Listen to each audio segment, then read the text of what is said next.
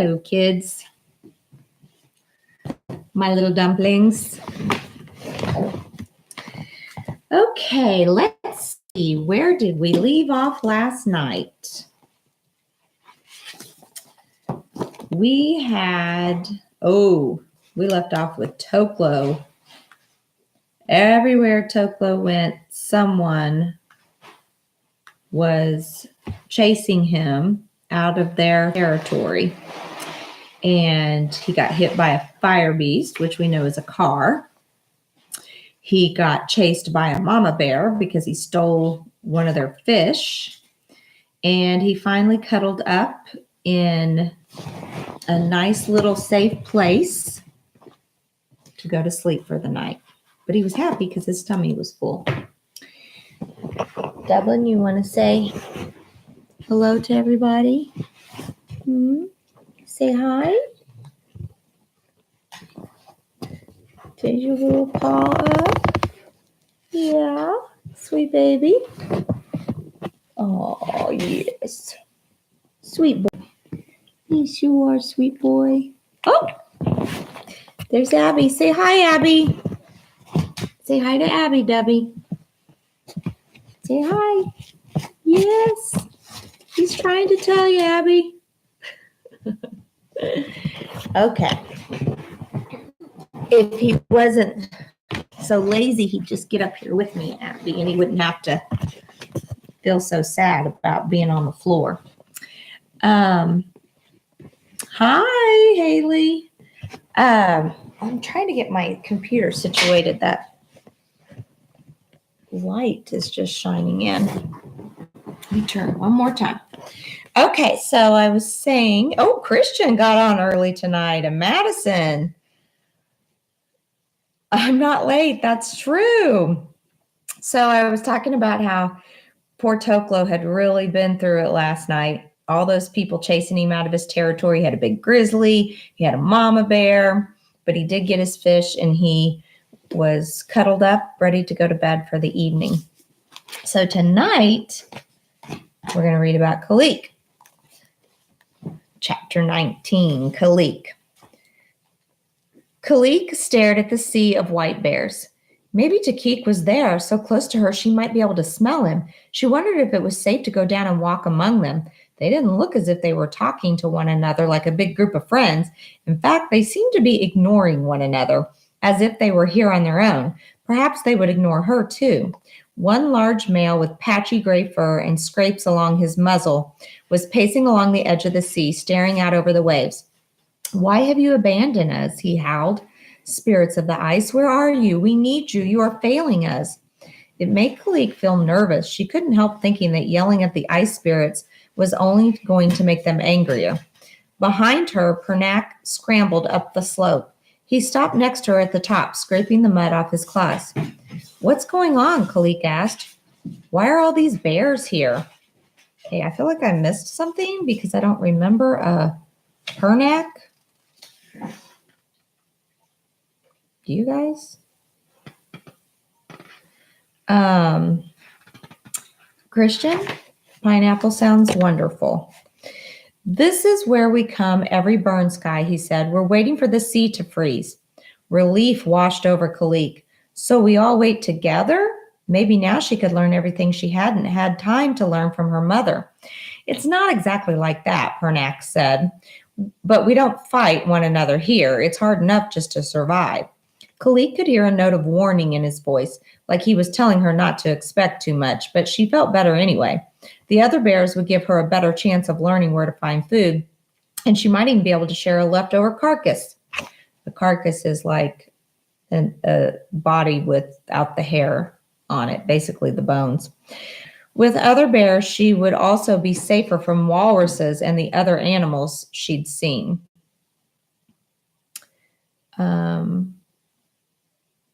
Did you read? Oh, I didn't read a waiting book, Christian, but I'm just now starting the chapter. You're in on it. Okay. I only talked about how we finished off with Kalik and how he had been chased everywhere. But I feel like I missed something with Kalik. Do you guys mind if I just go back and reread the end of Kalik? because I don't remember a Pernack. Did she meet somebody? Kalik sniffed the air, braced herself, and sprinted across at a full speed. Hang on. Oh, yeah, she did. I don't even remember that part. Let's see. Only a few bear lengths away, sprawled in the water, was another white bear. He was older than her, but still young, probably only 1 or 2 burn skies old. The other bear raised his head and stared at her with small dark eyes. She took another step back, and he stood up, shaking himself. It's all right, he said gruffly. You can have a drink. I won't eat you. Oh, Kalik said. Her voice sounded strange because she hadn't spoken in so long. Thank you. When he didn't move, she ducked her head and drank quickly. The bear was still standing there when she stepped back. Kalik didn't know if he was really safe to talk to, but he hadn't attacked her yet, and maybe if he was friendly, he'd help her find her brother. Hello, she said cautiously. My name's Kalik. Grunted the other bear. She waited. After a long pause, he said, I'm Pernack. Are you all alone? Kalik asked. It was such a relief to be talking to another white bear that she couldn't stop the words tumbling out quicker than water. I am. My mother was killed by orcas and I lost my brother. I don't know where he is, but I'm looking for him. He ran off into the snow and I've been trying to find him. Pernack cocked his head, listening. It was so horrible, Kalik went on. I was in the water with my mother when the whales attacked and she pushed me onto the ice, but they pulled her under. And my brother is out there somewhere all alone. I have to find him. It's a sad story, Pernack agreed with a shrug, but things are tough all over right now. Most bears have stories like that to tell. Most bears? Kalik echoed. Have you seen a lot of other bears? Pernack looked surprised. Don't you know where you are? Just look up there. He nodded up to the far side of the gully. Kalik splashed through the water and pulled herself up the dusty slope to the top. The sparse, dry ground stretching in front of her was covered with white bears, more bears than she had ever seen in her life, more than all the claws on her paws. They were standing well away from one another, but most of them were close to the sea, which she could see glistening ahead of her. All of them looked thin and wretched. She had done it. She had reached the gathering place. To keep, she cried. Aha! I think I didn't read that chapter, you guys. So Kalik is now at the bear, what do they call it? The bear gathering, and so is Toklo. Read the last chapter. You mean the chapter about Talik, where he was being chased? That was a long chapter, Abby. I don't think that's a good idea. But at least now I know who Kalik is talking to. Okay. So basically, Pernack is telling her, yeah, we're all here and nobody's fighting, but don't expect all the bears to be good buddies and work together. This is where we come every burn sky, he said. We're waiting for the sea to freeze. Oh, I read that part. Relief washed over Kalik. So we all wait together? Maybe now she could learn everything she hadn't had time to learn with her mother.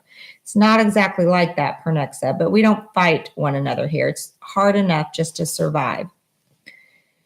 Pernack started toward the beach, trotting down the slope of the hill. Kalik bounded after him and caught up to trot alongside. Pernack stopped and turned on her, his lip curling. Stay away from me, he snarled. I have trouble finding enough food for myself. I don't need a stupid cub tagging along behind me. Kalik stared at him in astonishment. I wasn't tagging along, she stammered. I was just going the same way. Good, he growled. He whirled around and stalked off without looking back. Kalik stayed where she was, waiting for him to get far enough away so it didn't look like she was following him. Gray and white birds hopped along the edge of the sea, shrieking and flapping their wings at one another. They seemed unafraid of the gathered bears and walked right up to them to pick up bits of seaweed and other tidbits. Kalik walked among the bears, feeling the sand trickle between her claws. She looked at each of them closely, trying not to seem like she was staring. Many of them were lying very still, ignoring the insects buzzing around their ears. Others were tugging up the spiky blue-green grass to chew it. The air felt hazy and warm, blurring the sun's rays into a heavy pelt of heat that pressed them into the ground. By a cluster of boulders, she saw a pair of young male bears play fighting. Her heart started to thump, and she edged closer to get a better view. But after a moment, she could tell that they were too big to be Takik. Orca fins specific. I don't know what that means, Abby. Other bears clearly didn't have enough energy to wrestle. They looked as if they had been lying in the same place for days, leaving a permanent bear-shaped imprint on the sand. Kalik guessed they were saving their energy, not sure when they would be able to eat again. A yelp of laughter startled her as she spun around. Nearby, two cubs were leaping and rolling on the pebbles. One of them snatched up a clump of seaweed and galloped off with his brother in close pursuit. Pursuit means chase. A large female bear roared at them, and they both swerved to run back to her side. She cuffed them gently with her paw and then lay down so they could scramble over her. Memories of Takik and her mother made Kalik's eyes blur, but she blinked hard and forced herself to move on. What does it mean her eyes were blurring? On the far side of a group of sleeping bears, another cub was dabbing his paws in the water, flicking his ears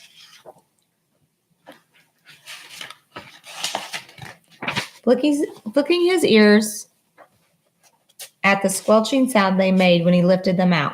Kalik could imagine Takik being fascinated by that. He'd have been happy to play with all the new things she'd found. Maybe this cub was Takik. She patted over, her muzzle lifted, trying to catch his scent. It didn't smell like Takik. This cub smelled more like trees and dirt than fish and snow. But that would happen to any white bear once it had been on land for a while. Takik, she called. The cub lifted his head. Takik, she called again, speeding up. A wall of white fur slammed down in front of her, and Kalik skidded to a stop. A she-bear reared up over her, snarling. "Leave my cub alone," she growled. Kalik crouched down, ducking her head, too scared to speak. Dropping to all fours, the female turned and herded her cub back up the beach. Now Kalik could see a tilt to the cub's ears that Takik didn't have. She wanted to find him so badly she tried to see him in every cub, but Takik wasn't here. She kept walking through the bears, feeling more and more hopeless as she saw that each cub, the right shape and size, had a mother to travel with. There was no other lone white bear cubs here. A strange grumbling noise drifted toward her. From behind a shallow ridge of ground, Kalik stopped and perked up her ears. She stared in alarm as an enormous creature crawled over the ridge, growling deep in its throat as it headed straight for the bears. Kalik looked around, but none of the other bears had even raised their muzzles to sniff for the creature's scent. She turned back, determined to be brave like them. The creature was a bit like the fire beast Kalik had seen on the stone path, with the same round black paws and bitter burning scent, but it was larger and shaped like a huge block of ice. Suddenly, she realized there were holes in the side of the creature, and inside were the two-legged animals she'd seen before. Okay, what is this? I don't know. You can't hear? Open your ears, Christian. Oh, blow dryer. Sorry. How many great white birds are there, and one of the gray and white birds called? Don't know. But they're probably just hanging out where there's water as well. But I'm wondering what these fire beasts are. With holes in the side and has animals like the ones she saw before. So the animals she saw before were deer, right? So maybe a sleigh. Your ears are open, Christian? Okay, good. She could see Pernak beyond Kalik glanced over her shoulder again. Maybe one of the other bears would know what this was. She could see Pernak beyond a cluster of bears around a patch of brittle grass, but she didn't want to get snarled at again. Closer to her, there was a female bear lying on her side who looked only a few seasons older than Kalik. Her eyes were half closed, and she looked comfortable and peaceful. Kalik hoped she wouldn't be too unfriendly. "Excuse me," she said, padding up to the bear. I'm sorry to bother you, but could I ask you a question?" The bear opened her eyes and grunted without sitting up. Kalik took that as a yes. Can you tell me what that is? She asked, pointing with her muzzle to the white creature with round black paws. Is it a fire beast? Are those live animals inside it? Do you know what they are? The bear sighed. This is why I don't want cubs, she muttered, always asking stupid questions. We know there are no stupid questions. We call them white fire beast, she said grudgingly. You don't need to be scared of it. It just comes out here to stare at us. Fire beasts carry around the no claws. Those are the two-legged animals you can see inside. Oh, Kalik said. If they have no claws, that means they can't hurt us, right? Oh, so these are actually humans. No claws. Get it? Okay. Ha, the older bear said. You are an ignorant cub, aren't you? Don't you know about the no claws fire sticks? Kalik shook her head. If you ever see a no claw pointing a long stick at you, run as fast as you can, the bear advised. They make a noise like cracking ice, and they're even more dangerous than the tusk of a walrus because they can hurt you or kill you no matter how far away the no claw is. So this stick is what they used when they took Lusa out of the bear bowl. So we know that it's actually like a stun gun. Kalik shivered. How could a stick hurt you without touching you? She looked at the white fire beast and the no claws peering out through the holes in its side. None of them seemed to be carrying sticks, but a lot of them were pointing at her with their paws. Made her nervous. Thank you for your help, she said to the female bear, who grunted and lay down again. Kalik began to walk toward the sea, but it seemed like the white fire beast was following her. When she stopped, it stopped. When she moved again, it started crawling to keep up. She wondered what would happen if she ran away. Suddenly, a furious roar came from down on the shore. The bear, who had been ranting at the ice spirits, reared up on his hind legs, clawing the air with his front paws. Then he dropped to all fours and charged up the shore, over the pebbles and spiky grass, right up to the fire beast. Lowering his head, he smashed into its side with a hollow ringing sound. The white fire beast lurched, but didn't fall over. The male white bear reared up and slammed his front paws into its side, raking his claws down it with a squealing sound that made Kalik wince. That kind of makes me wince as well. She could see that he only had some of his claws left, and there were red spots on his fur where the others must have been torn out. She could smell his blood in the air. Oh, his claws were torn out, you guys. I think he may be a little like Oka. Maybe he lost his mind a little bit. The fire beast didn't fight back. Instead, it crawled away quickly, leaving only long tracks in the dirt behind it. The bear slumped to the ground, whimpering. This is very sad. Some of the bears were on their paws now, walking along the edge of the shore in the same direction as the white fire beast. None of them even looked at the wounded old bear. Kalik wondered where they were going. She looked around until she spotted Pernak, who had stopped to drink at a stream. Hello, Kalik said. He whipped his head up and glared at her.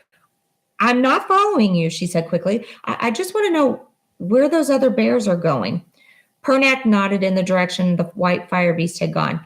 If you keep going that way, you'll come to a territory of no-claw dens. He hesitated, then added, you can get food there if you're lucky, but you have to be careful of the no-claws. Are you going there? She asked. He hunched his shoulders and looked down at his paws. I haven't decided yet. Okay, so the no-claws are definitely humans, and they are definitely going to their houses. And that definitely could be dangerous, because I want you to think about what your parents would say if they opened the door and there was a bear in your backyard. Would they just go, oh, that must be Kalik, Takik, or Lusa, and be all happy about it? No, they would be frightened. So that's why it could be dangerous. Kalik got the feeling he was only saying that so she wouldn't tag along with him. All right, she said. Well, thank you. He muttered, turning back to the stream. Kalik padded away in the opposite direction, aiming for the shore. She walked casually without looking back, but when she reached a group of boulders, she slipped behind one of them and peeked out at Pernak. He had crossed the stream and was heading purposefully up the shore, aiming inland, the same direction as the white fire beast had gone. She snuck out and followed him, staying at a safe distance. He was her best chance of reaching the no-claw dens and possible food. What's more, if Takik had heard that there was food to be found in this place, he might have gone there as well. Okay, run. Yeah. That's the end of that chapter. Pretty short chapter. I could read one more if you guys are up for it. But if you guys are all ready for bed because you had a big day and you're exhausted. Ooh, this is a really long chapter too. Really, really long. Okay, Haley's up for it. Abby's charging. I know Christian's up for it. Madison, how you feeling? Read it. Okay. All right, so we're back to Lusa in the bear bowl. Oh, you know what? I'm going to have to go turn on the light. It's getting too dark in here. Hang on.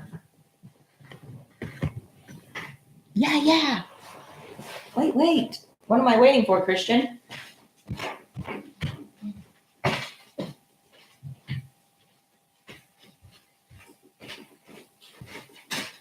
Hey, I just realized Delilah hasn't been getting on with us. What's her deal? And Kobe?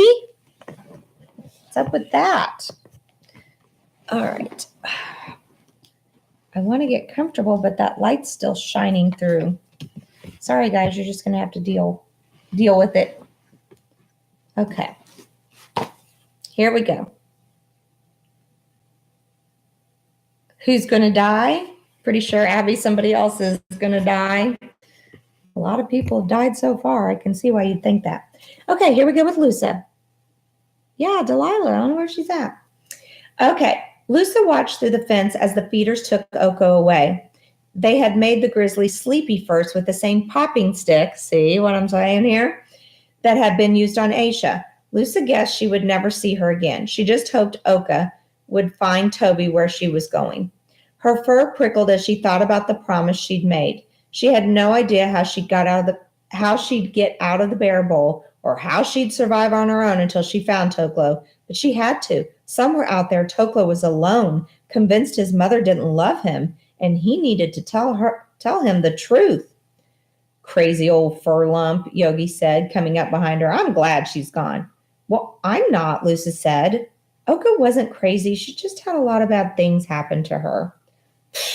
Yogi grunted. Maybe now you'll forget all this stupid talk about the wild and come play with me instead. So, Abby, I think they're going to try to go to people's homes to find food. Not exactly safe. All right. Yogi, some things are more important than playing, Lusa said, trying to sound grown up. Like what? Yogi looked at her as if he thought she might be as crazy as Oka. Sticking your nose in the clouds and dreaming of places you'll never go? But I will go there, Lusa blurted. I promised Oka. I'm going to leave the bear bowl and go into the wild to find her lost cub, Toklo. Yogi snorted. That's very funny, Lusa. I'd like to see that. Baby Lusa in the wild on her own. Why not? Lusa cried. I can take care of myself, and I'm going to find Toklo and help take care of him too. You'll see. Okay. That's what Toklo would always say, right? Until he was out in the wild and yeah. Okay. Yogi stared at her. You're serious? Wow, I didn't know that bear's craziness was catching. Hey, Stella. The she-bear got up from her basking place by the tree and ambled over. Ambled is kind of like, Sorry about your friend, Lusa, she said, nudging the cub with her muzzle. Yogi interrupted before Lusa could speak. Lusa's going to escape the bear bowl. Ha! Can't you see it? Lusa wandering the forest by herself. Lusa climbing wild trees. Lusa chasing bears. Ha! He rolled on his back, making loud grunts of laughter. Shut up, Lusa growled at him. It's not funny. What's going on? Aisha asked, coming out of the den. Lusa's going into the wild, Yogi cried. She thinks she can survive on her own. You can't dance for your food in the wild, Lusa. Your father was right, dear, Aisha said softly. This is what comes of listening to crazy stories. That wild bear has filled your head with cloud fluff. Sometimes I have a little cloud fluff in my brain too. What about you guys? Toby is dead, but Toklo's still alive. Christian, you sound like Oka. Like Toby's the only thing that matters. Lusa knows the truth, that Toklo matters as well. Madison, Noah actually predicted a long time ago they were going to meet up because, do you see that? I think you guys are getting it. 6 more hours a week, Abby? Of what? Reading? Bedtime stories? I probably should have read a bedtime story. All right. Let's see. It's not cloud fluff, Lusa insisted. She turned her back on the other bears and ran over to the bear tree. She scrambled up it quickly, digging in with her claws until she was at the very top. Perhaps from here she'd be able to see a way out of the bowl. At least up here she could forget about the others, telling her she'd never go to the wild, never find Toklo, never keep her promise to Oka. Lusa stayed up in the tree all day. She stared at the paths that wound around the bowl and the other cages nearby. She wished she could see further down to the high fence that ran around everything so she could figure out how to reach it. Nothing she saw from the tree gave her any ideas about how to escape. She knew she couldn't climb out of the bowl, and the fences and walls were all too strong and solid to knock down. Finally, as dusk was falling, she heard her mother calling from the bottom of the tree. Lusa, time to eat. Oh, her stomach was growling. She hadn't eaten anything since yesterday morning. As much as she didn't want to face the other black bears, she was too hungry to stay in the tree any longer. Lusa clambered back down to the ground. Aisha was waiting for her with a paw full of blueberries and a sympathetic look in her eyes. Let's all give our sympathetic look. Thanks, Lusa muttered, lapping up the blueberries with her tongue. The burst of sweetness in her mouth made her feel a little better. I understand that you're upset, Aisha said. It's never easy to lose a friend, and what happened yesterday was very shocking. I'm sure that right now it seems like the outside world would be a better place to live, but believe me, it isn't. That's not the point, Lusa said. I promised Oka I'd find her lost cub. Aisha shook her head. You don't know how big the world is. It would be impossible for 2 cubs to find each other. And besides, there's no way out of here. She stretched out her muzzle and pointed with her nose at the fences on all sides of them. I know, Lusa said, but black bears are the best climbers in the forest. There must be a way out. Aisha sighed. Please don't say anything to your father about this berry-brained idea, Lusa. It would only make him angry. After eating, Lusa went looking for King. If he was the only one who didn't know about her plans to escape, perhaps she could get some information out of him. The bulky black bear was sitting by one of the boulders, tearing an apple apart with his claws. Lusa padded up to him and sat down. She had to think of a way to ask him questions without giving away her plan. She scratched her ear until an idea occurred to her. I don't see how it can be that hard to live in the wild, she began. I mean, doesn't food grow on trees and bushes out there? It's just everywhere, isn't it? King grunted. It's harder than you can possibly imagine. Even if you do find food, you have to be careful about where you take it from and who might be angry if you do. What do you mean? Her father jerked his head toward the bear tree. Have you ever looked carefully at the bark on that tree? Lusa shook her head. King stood up and lumbered over to it.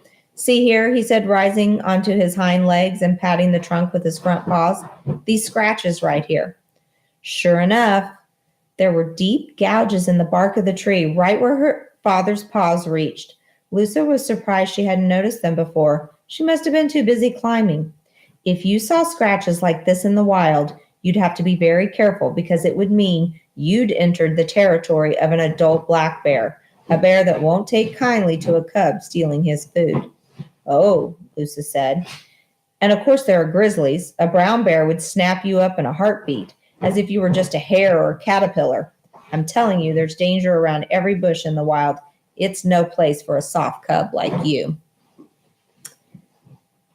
I don't think Lusa's going to die either. And yes, Madison, I'm glad that you'll be able to get that fit in.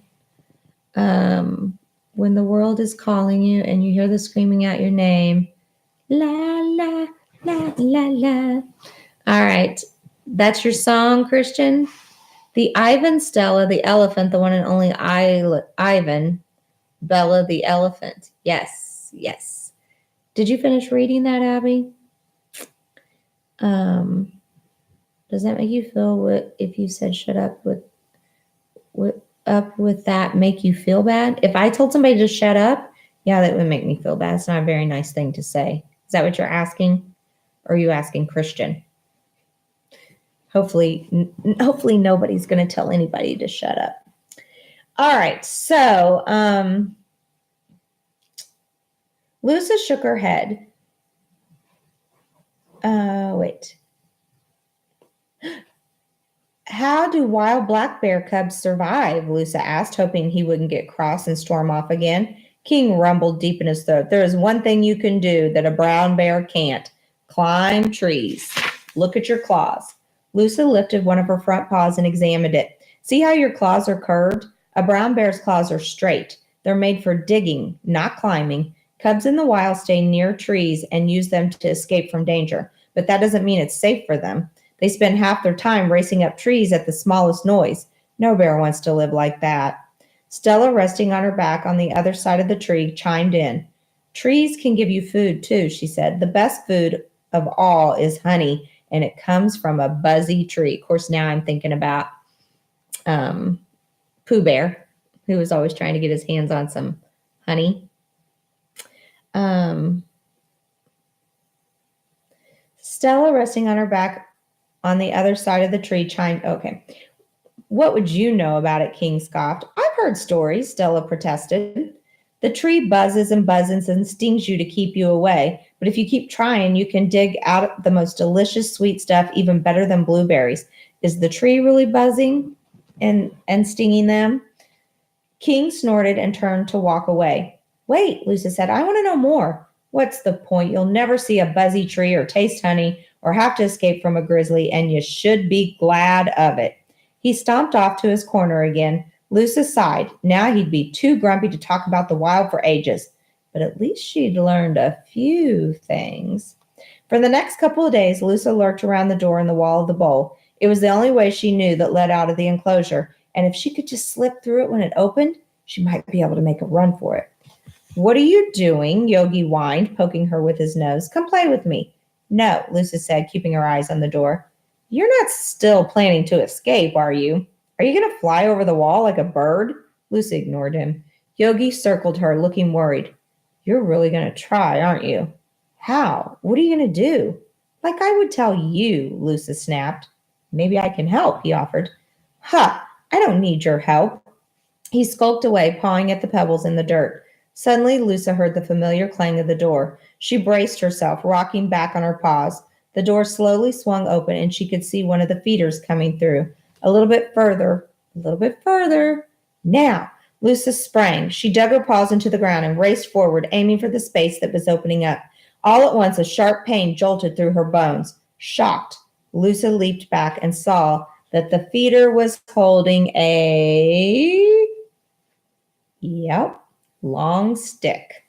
He poked it at her again, but this time she scrambled back before it could sting her. She retreated to a safe distance and watched the feeder come in and close the door behind him. She sat down, scraping her claws in the earth. She was disappointed and puzzled. The stick hadn't shot something into her, like the one the feeders had used on Aisha and Oka, and she didn't feel sleepy, but it had hurt. Frustrated, she dug her claws through the dirt. If the only way out of this enclosure was the door, then she would have to find a different way getting through it. The next morning, Lusa lay down under the tree and didn't get up for the whole day. When Aisha tried to bring her food, Lusa pushed it away and pawed at her stomach with a whine. She remembered exactly how her mother had acted when she was sick. Whimpering, she pressed her paws to her muzzle and closed her eyes. What's she trying to do, guys and girls? She's trying to fake her way out. Yes, I believe it was a taser. Aisha and Stella hovered around her all day, trying to take care of her. Lusa felt bad about lying to them, but she remembered her promise to Oka. Aisha and Stella had each other, but if Tokla was still alive, he had no one. That night she slept out in the open, even though the cold wind made her shiver, and there were lots of strange noises from outside the walls. The sky was cloudy, so she couldn't see the bear watcher, which made her anxious. Was he still watching her? Would he take care of her if she made it to the wild? When she still hadn't eaten anything by the end of the next day, the other bears started to get worried. Yogi came over and nudged her. Get up, Lucy, he said. I'm sorry I teased you. Come play on the mountains with me. I don't feel well, Lucy mumbled. It was starting to be true. She was so hungry. She felt like her stomach was going to cave in and eat by itself. We'll just wait till she gets out to the wild if she thinks she's hungry now, right? Oh, yeah. Grizzly bear's not going to snap her up in a heartbeat. Total figurative language. It's a soft cup. What's a descriptive details? Soft. Yes, it is descriptive. At long last, the door in the wall creaked open and a pair of flat faces came through. They looked at Lusa carefully, probing her fur and shining a light in her ears. The feeder in green with the furry face came in behind them, and Lusa tensed. What if the stick put her to sleep and she never woke up again? She had to force herself not to jump up and run back to the caves. She closed her eyes as the feeder got closer and closer. She thought about Oka and Toklo and how much he needed her. She had to be brave. There was a soft pop, and Lusa felt a sharp tickle in her side. She opened her eyes and saw her mother watching from the mountains. Lusa lifted her paw in farewell and then let it drop as a strange heaviness filled her body. Her eyes drifted shut again, and she tumbled into darkness. Wah, wah, wah. What's going to happen? Is she going to escape? Is she going to get hurt? Will she find Toklo? And what about, will she find, yeah. And what about Kalik? Is she going to meet up with him? All these questions, I don't know. Christian, not sure. You snap Cheez-Its in a heartbeat. You're so funny. All right, I'm going to bed. We have a lot of stuff to do tomorrow, but it's not a lot of stuff like stuffing math in our brains. So, but we still need to get a good night's sleep. And I will see you guys tomorrow. I miss you already. Bye-bye.